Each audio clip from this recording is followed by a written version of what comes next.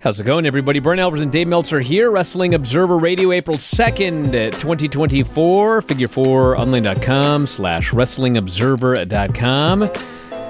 We got a lot to talk about here today. Yes, we do. Do we ever? And then, of course, we also had the CM Punk interview on Ariel Helwani's show today. And it was an hour and 50 minutes. Wow. Okay, so I didn't know it was that long. Oh, yes, it was. No. As far as I know, nobody from AEW has commented publicly, right? I have heard nothing. You've heard nothing from anyone? Well, I've heard nothing publicly. Yeah, I've heard from people. Plenty privately. People that I've heard from had kind of similar viewpoints to me in the sense that, some of the stuff he said, especially a lot on Tony Khan as far as how he handles things. We pretty much all, I think, agree. Where he said, like, it should have been settled and things like that, and the idea of keeping people apart and all that, was not a good idea. But I think that the other aspect of it was from people in the company was that, he's talking like all this, and, nobody did more damage to the company than he did. And, trying to say that, other people did damage or Tony did damage is like, I think that there's probably, and there'd be a few exceptions, but I think that as far as in the company itself, the general feeling is, like I said, there's certainly exceptions that the best thing would have been for this relationship never to happen. And maybe Punk would even say the same thing, because I'm sure, he made good, great money, but I don't think that it left a great feeling in his mouth either. So he pretty much said that there is an NDA involving Brawl Out. He cannot talk about that. Which we know about, of course. There is not an NDA involving what happened with Jungle Boy. Yeah. But he doesn't want to talk about it. But then he did talk. Then he talked about it for a long time. Yeah. I can't even say this with a straight face because it's so ridiculous. He actually said this. Ah, God. I thought I was doing a responsible thing. I didn't punch anybody. I just choked somebody a little bit. Oh, he choked him until Samoa Joe told him to stop, is what he said, right? I didn't punch anybody. I just choked somebody a little bit. This was, in CM Punk's mind, the responsible thing to do. So yes, Joe said stop. And so he said he turned to Tony and he said, "This place is a fucking joke, man. You're a clown. I quit." And so he went to his room. Joe and Jerry Lynn came up to him, and they talked him into doing the match. And he said, I knew it was going to be my last match ever with Samoa Joe. So I went out there, and I did it. And then I went backstage, and he said that they told him that Jack had left. And so he said he was going to watch the show. And then a little while later, a security guy came up to him. And the security guy goes, "What are your plans for the rest of the day?" And so Punk said, "Am I going to make your life easier by just leaving right now?" And so he left. He bought chicken for the guys, and he left. And that is basically the story that we heard from what happened that day. But he was responsible because he didn't punch him. He merely choked him. Yeah. He ridiculed the idea that Tony's life was in danger. Made that clear. Well, look, I got so many reports from backstage, and they're from people who, and two of them were from people who weren't even wrestlers, who were completely neutral on the whole thing. And if you want to look back at the issue, you can look back at the issue. I got quotes in there and everything. But as far as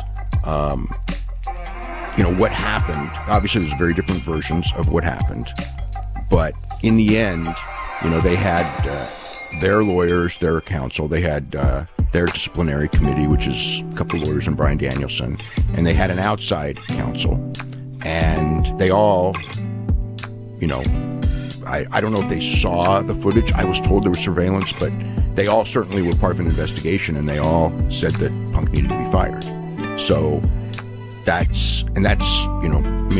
Tony it was Tony's decision to fire him, because some people had tried to do the story that Bryan. It was Bryan Danielson, and Bryan Danielson was his recommendation. But the point is, Bryan Danielson considers himself friendly with the guy, and basically said he had to make the tough decision, and he knew it was the bad decision for business. But he said sometimes you have to make decisions that are going to be bad for business because they're right. They're the right decision. So that was the explanation at the time. And he talked about the all-in situation, although he couldn't, or the all-out situation. Said he saw a bunch of goofs that were spreading stories about him. It's me and you. Yeah, and then he went after me for something that he was very angry about. And I don't even know what that is. I can't even remember, but I do know one thing. Well, that is about 5 seconds into it. I was like, this guy either didn't listen, or he got like a clip and he heard it out of context or something, because he's mad about something that I never said. And the idea that you and I reported this whole Colt Cabana thing, and that we were the genesis of all of this, that is absolutely 100% not true. And that story was all over the internet long before we ever talked about it. And when we did finally talk about it, yes, we were trying to explain what was going on in the Hangman, all of these riddles in the Hangman promo, and we made it very clear that there were people who believed that story. We never said that was the story. We never said that's what happened. I did say that was the story, but much later. Later you may have, but at the time... Oh, no, not at the time. At the time, we said that's what people believe happened. And over and over, and I mean, I will say that on that one, that long before the Adam Page interview, okay? I mean, look, I'd heard it from the internet, I'd heard it from wrestlers, I'd heard a ton of stuff, all the same thing, the Colt Cabana thing, right? And I said, I texted Tony Khan and I go like, you've got to address this in some form for backstage, not for me, I don't give a shit. Well, I mean, whatever. You got to address this because it's really fucking up the dressing room. And this is long before anything happened. This is long before that promo thing. And obviously that never happened. And even, he talked about it. And I mean, I've heard even today from people in the company going like, he should have done it then. He should have done it in February 2022 or whenever that thing originally went down. I mean, just keep going. I mean, I'm sure I'll have more to say. Well, he said he was a professional because he didn't kill the Hangman.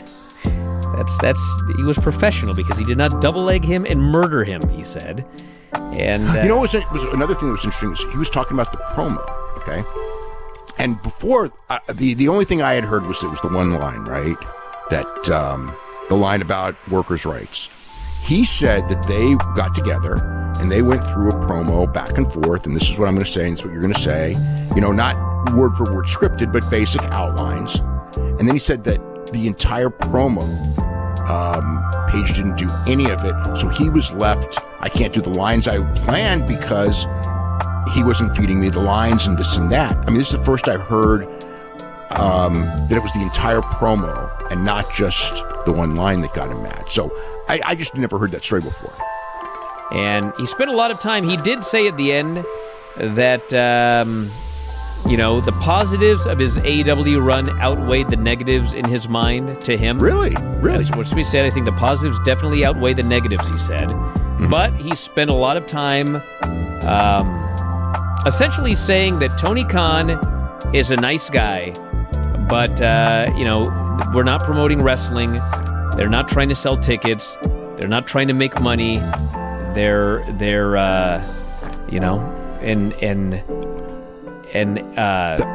asked him, well, what are they trying to do? Okay, well, and his response was, have good matches. Which is not a crime. And he even said that. He goes, said, and that's fine. He said that's fine.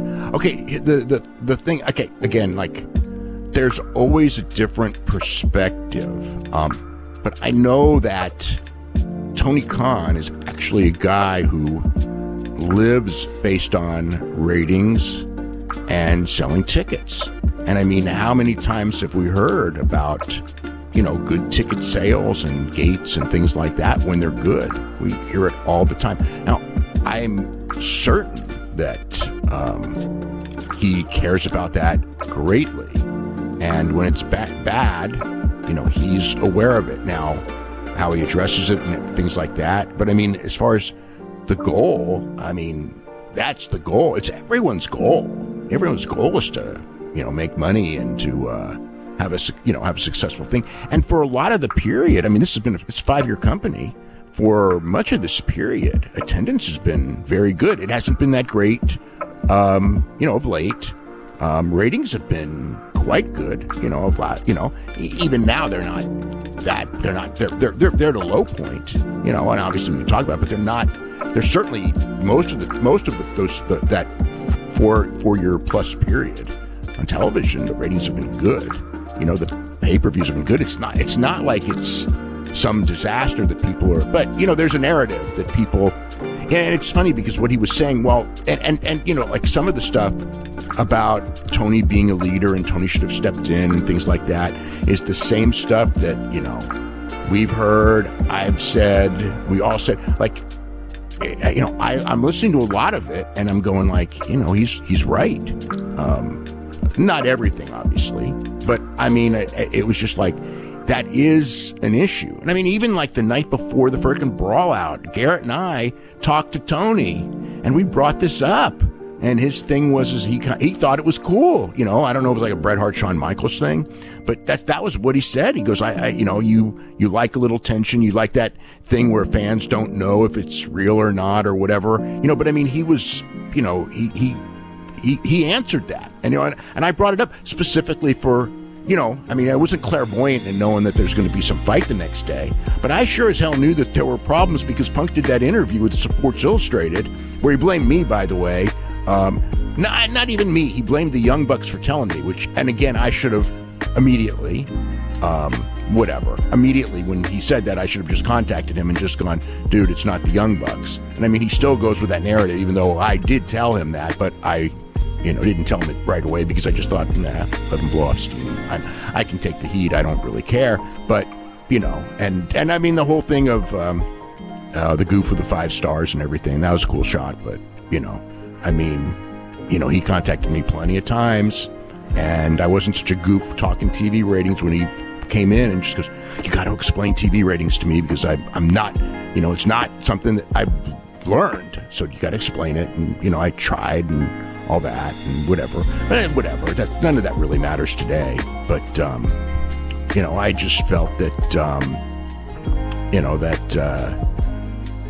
I don't know, because I thought like, oh God, maybe if I told him a week earlier, he wouldn't have done that big monologue, but it was probably going to happen either way, I think. I mean, and he was already mad and all that, so that's water under the bridge.